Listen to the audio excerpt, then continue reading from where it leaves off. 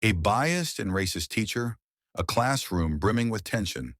Yet an unexpected twist is about to unfold, one that will expose years of hidden prejudice. Prepare for a story that will make you reconsider what truly happens behind the seemingly closed doors of a school. The morning bell echoed through the halls, signaling the start of another day at Westfield High. Miss Roberts stood at the front of her English classroom, her stern gaze scanning over the students as they shuffled into their seats. The atmosphere was heavy, thick with an unease that had become all too familiar during her lessons. As the last few students hurried in, a new face appeared at the door. Jasmine King entered the room, her backpack slung casually over one shoulder. The other students glanced her way, their reactions mixed, some curious, others apprehensive. Miss Roberts's eyes narrowed, her lips pressed into a tight line as she watched Jasmine make her way to an empty seat. "Well, well," she said, her voice laced with a false sweetness. "It seems we have a new student joining us. I do hope you can keep up with our demanding curriculum." The way she stressed demanding left little doubt about her skepticism. Jasmine locked eyes with her, steady but silent, as Miss Roberts turned back to the board. The energy in the room shifted, tension simmering just below the surface, ready to erupt.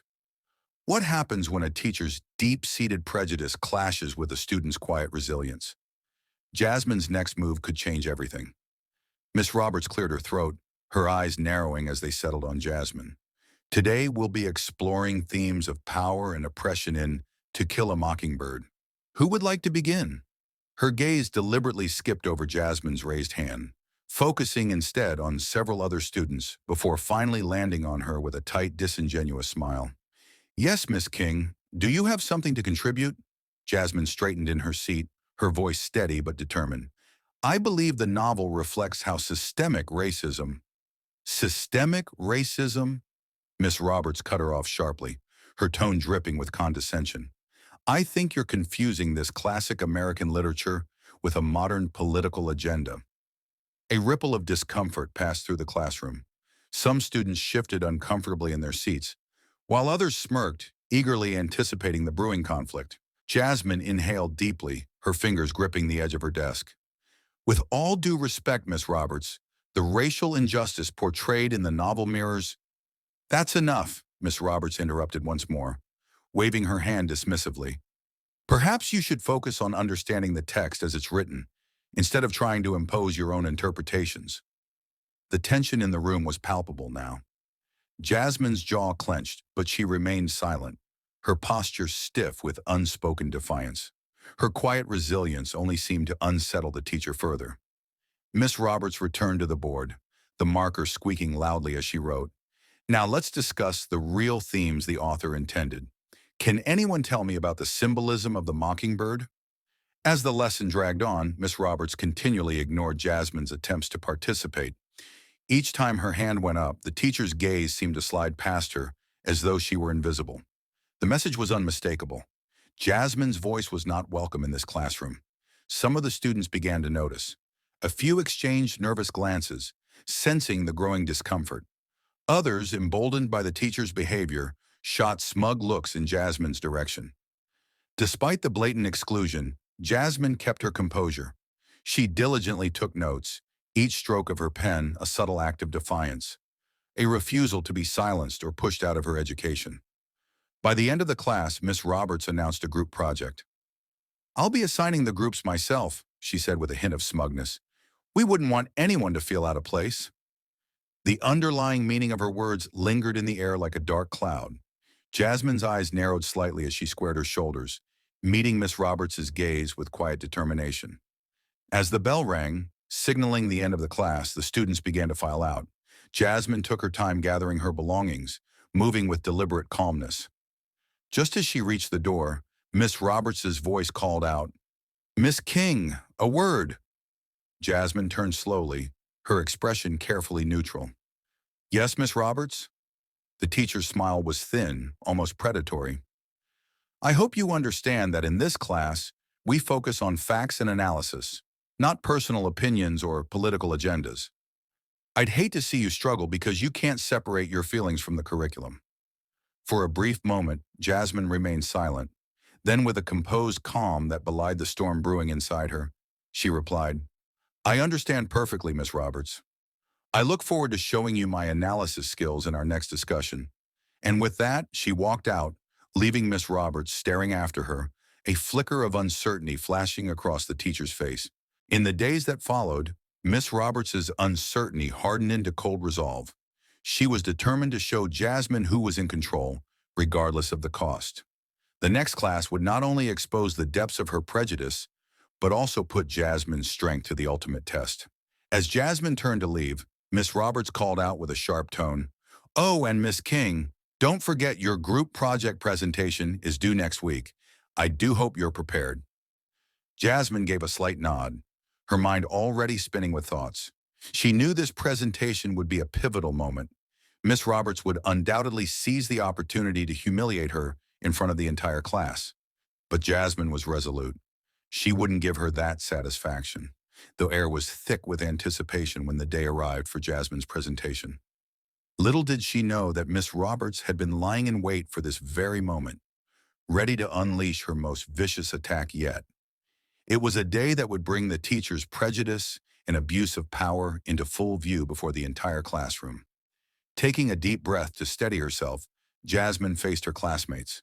She had poured hours of effort into preparing for this presentation, determined to prove her competence despite Miss Roberts's constant undercutting. Behind her, a project board displayed a thorough analysis of To Kill a Mockingbird, with an emphasis on the themes of racial injustice and moral courage.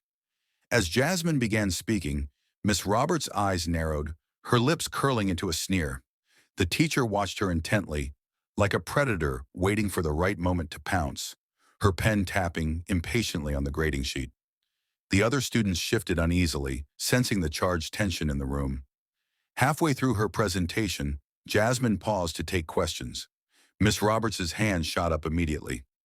"Miss King," she drawled, her voice soaked with false sweetness, "I'm curious about your focus here. Don't you think you're overemphasizing certain aspects of the novel?"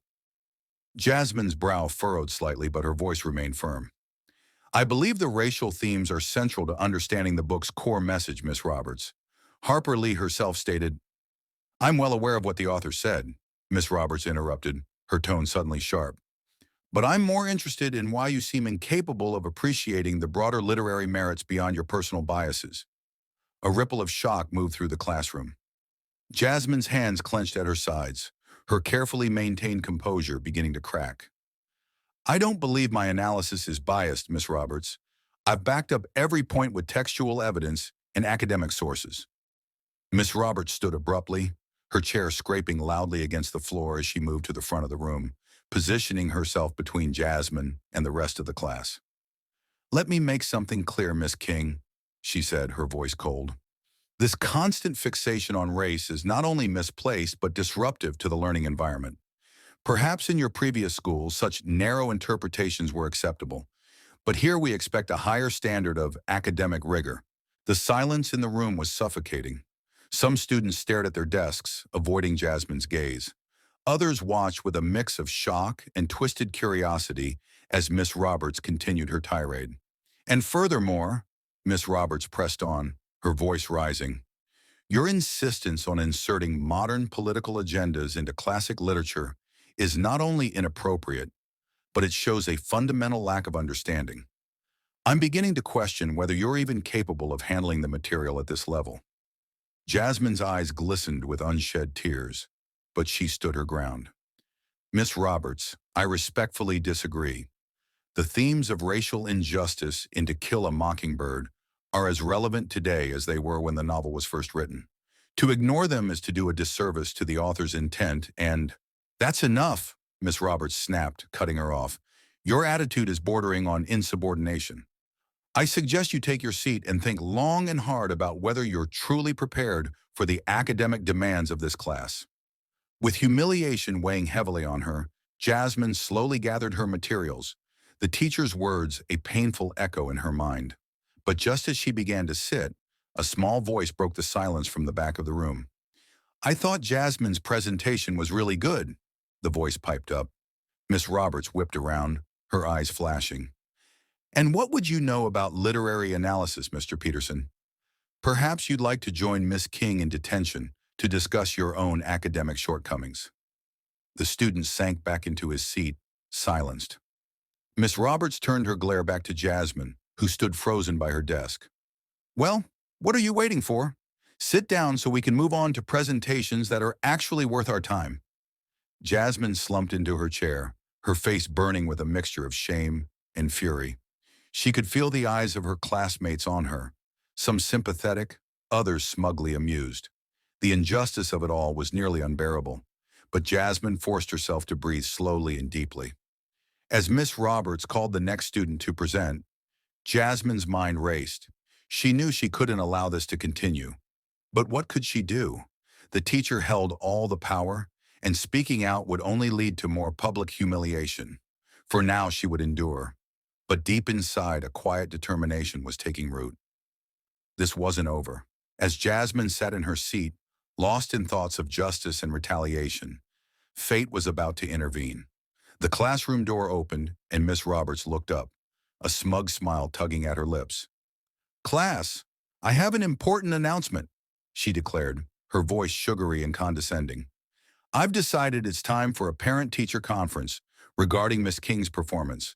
Jasmine's heart skipped a beat, a surge of dread and defiance coursing through her. She knew her father would support her, but the thought of him confronting Miss Roberts filled her with anxiety.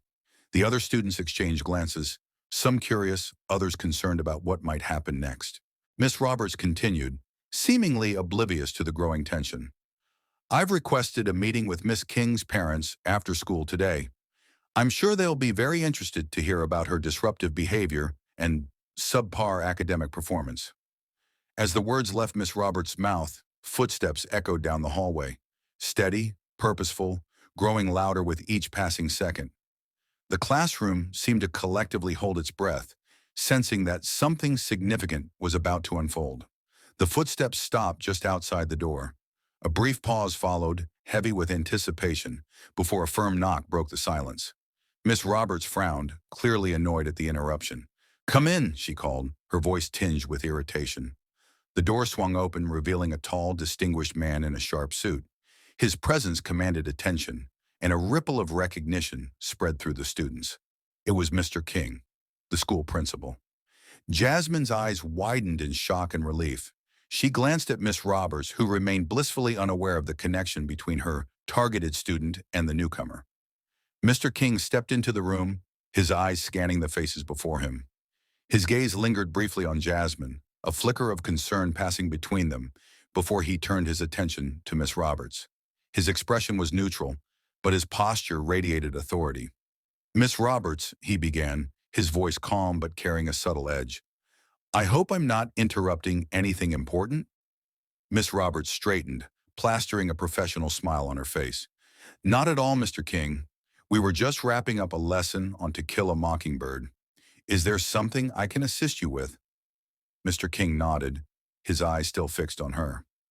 "Actually, yes. I understand you've requested a parent-teacher conference regarding one of your students?" Miss Roberts beamed, clearly pleased at the acknowledgement of her authority. "That's correct. I believe it's important to address certain issues before they escalate." "I see. And which student might this concern?" Mr. King inquired, his tone still even.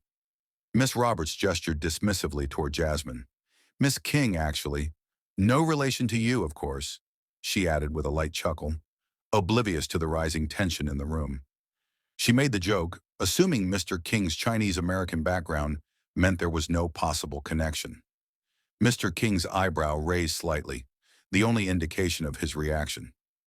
"Is that so? Well, Miss Roberts, I think we should continue this conversation privately." Jasmine stayed silent, her eyes locked on the door, knowing that beyond it, justice was finally about to be served. Though the door was closed, it couldn't completely muffle the escalating conversation taking place on the other side. Miss Roberts's once confident tone had turned to a stammer as Mr. King's calm and steady demeanor filled the room. The question lingering in Jasmine's mind: how would Miss Roberts react when she learned the truth about Jasmine's identity? Miss Roberts led the way to a vacant conference room, her heels echoing off the tiled floor with each step. Turning to face Mr. King, she gave him a smug smile, as if she were in complete control. I appreciate you taking the time to address this issue, Mr. King. I've been quite concerned about Jasmine's performance and behavior in my class. Mr. King nodded, his expression unreadable. I see. Please go on. Miss Roberts launched into her complaints, her voice becoming more animated with each point. For one thing, she constantly challenges the curriculum.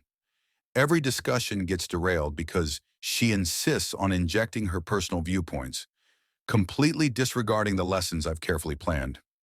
Mr. King's eyes narrowed almost imperceptibly, but he remained silent, letting Miss Roberts continue her tirade.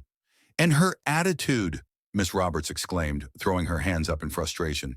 She's always disrupting the class with her unusual perspectives. Just today, she presented a project that completely missed the mark on To Kill a Mockingbird. All she focused on were racial issues, completely ignoring the broader literary elements. Raising an eyebrow, Mr. King asked, "And you believe focusing on racial themes is inappropriate, given that the novel itself revolves around a racially charged trial?" Miss Roberts hesitated for a moment, clearly caught off guard by his question. Well, I think it's more important to emphasize the universal themes rather than getting bogged down in specific issues. I see, Mr. King replied, his tone measured. And how exactly has Jasmine been disruptive? Could you give me some specific examples? Miss Roberts straightened, regaining her earlier confidence. Absolutely. She constantly raises her hand to argue with me or the other students during discussions. And it's not just her words, Mr. King, her body language, the way she sits there, so defiant. It's clear she has no respect for authority. As Miss Roberts spoke, Mr. King's expression shifted slightly, a hint of steel entering his gaze. Though his voice remained calm, there was an unmistakable edge to his words. Miss Roberts, have you ever considered that what you're interpreting as defiance might actually be critical thinking in action?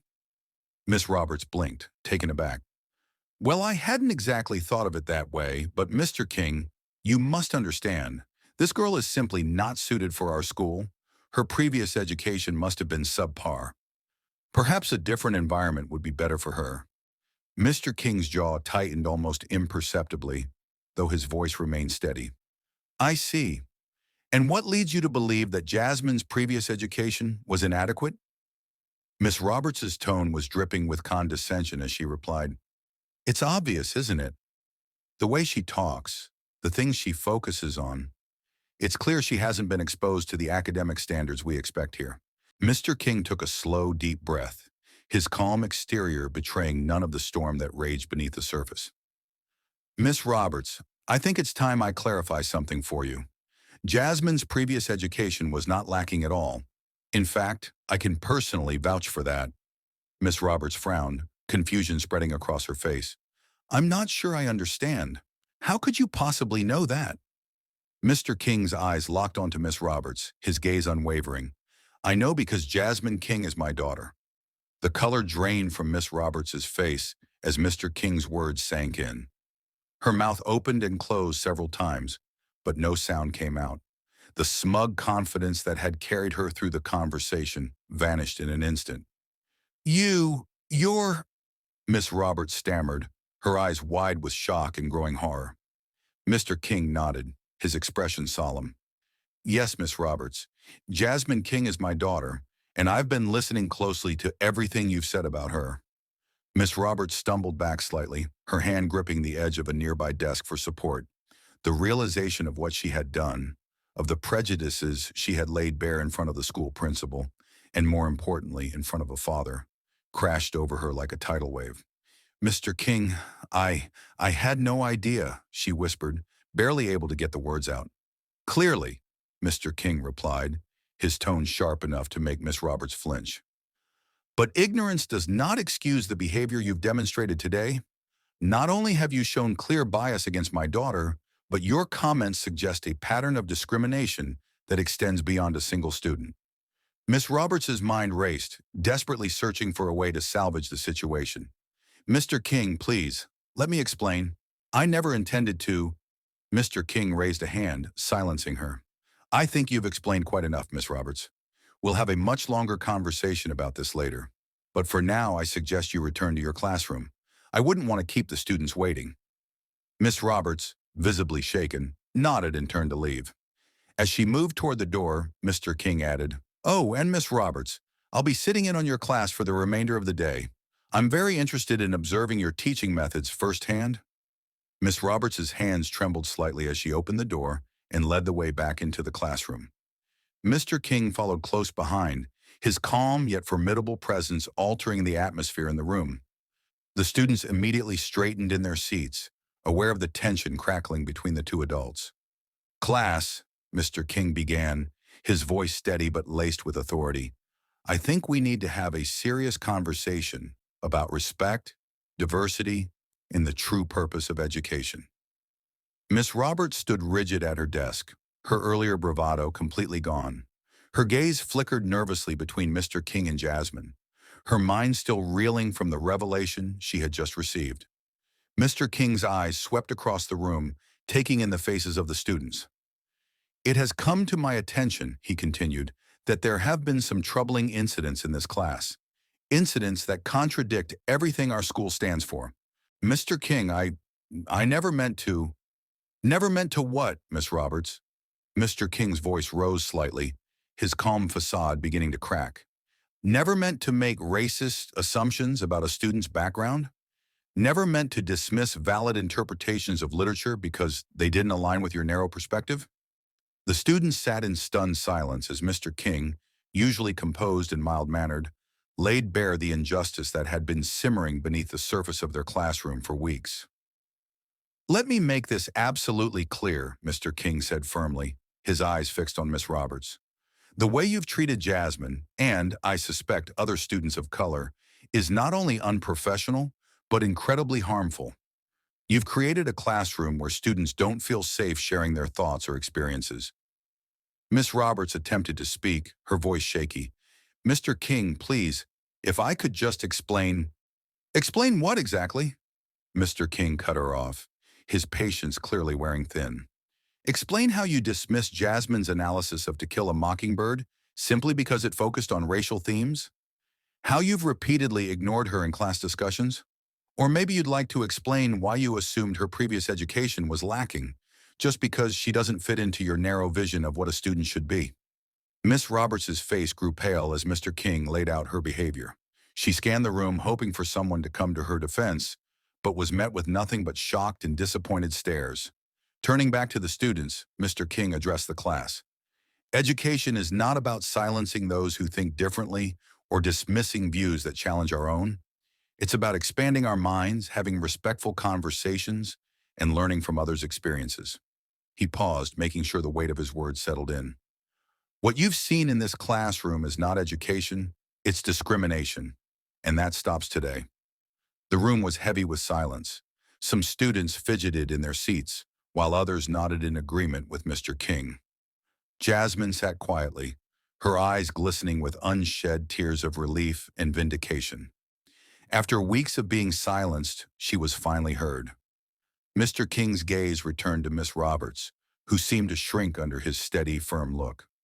"Miss Roberts, your behavior shows a clear pattern of discrimination, not just toward one student, but likely many others. This is completely unacceptable, and there will be consequences. For now, I'll be taking over your class for the rest of the day." With shaking hands, Miss Roberts gathered her belongings. Her usual air of confidence was gone, replaced by nervous, jerky movements. She glanced one last time around the room, seeking some sort of escape, but none was available. The door closed quietly behind her, leaving the room in an almost deafening silence. Taking a deep breath, Mr. King relaxed slightly before speaking to the class once more.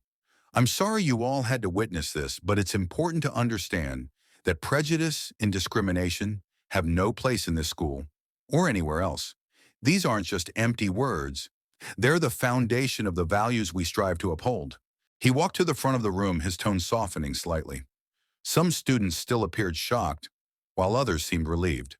A few sent quiet, apologetic glances toward Jasmine, their previous silence now weighing heavily on them.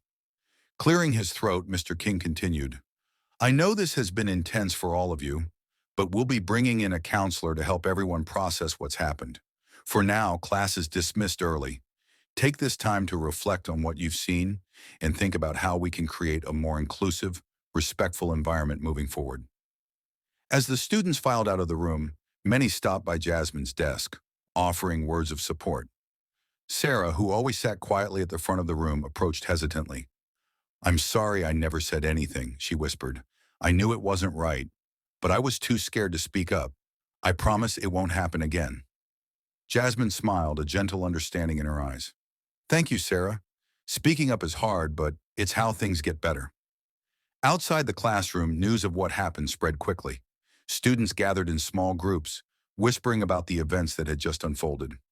As Jasmine walked into the hallway with her father, a hush fell over the crowd.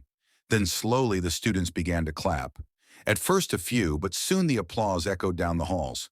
Jasmine held her head high, walking with pride. The fear and isolation she'd felt for weeks had vanished, replaced by a newfound sense of strength. Her classmates weren't just looking at her. They were really seeing her now, recognizing the courage she had shown. Meanwhile, in the administrative office, Miss Roberts was facing the repercussions of her actions. The school board had been called for an emergency meeting, and by the end of the day, a decision had been made. As the final bell rang, Miss Roberts was escorted from the building, a box of her belongings in her hands. Students watched from the windows as their former teacher walked to her car, her career in education coming to a swift and sudden end. There was no sense of satisfaction in the scene, just a somber realization that actions have consequences. The next morning, as Jasmine walked into the school, she could feel the change. Students who had once avoided her now smiled and waved.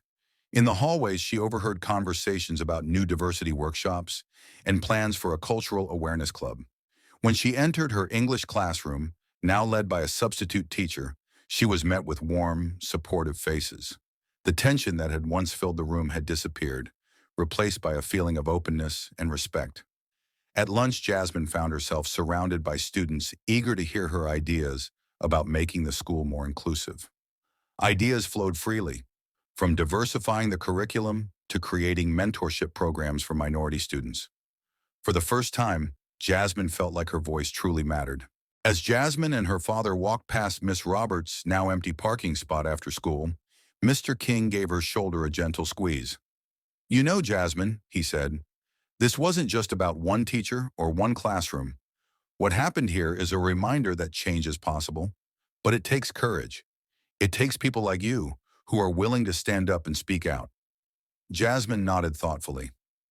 "I hope it makes a difference beyond today," she replied. "There are so many people who face this kind of discrimination every day, in and out of school." The events at Westfield High had exposed deep-rooted prejudice that had gone unchecked for years. Miss Roberts's treatment of Jasmine was just the tip of the iceberg, revealing how biases can hide even in places meant for learning and growth. But Jasmine's bravery in speaking out had sparked a wave of change. The school community rallied together to create a more inclusive, accepting environment. Diversity training, new initiatives, and open conversations were now a part of the school's future. Jasmine's journey from someone who had been mistreated to becoming a leader for change demonstrated the power of resilience. Her ability to transform her pain into something positive inspired others to reflect on their own actions and beliefs. This was more than just a victory for Jasmine. It was a reminder that standing up for what is right can lead to real, lasting change.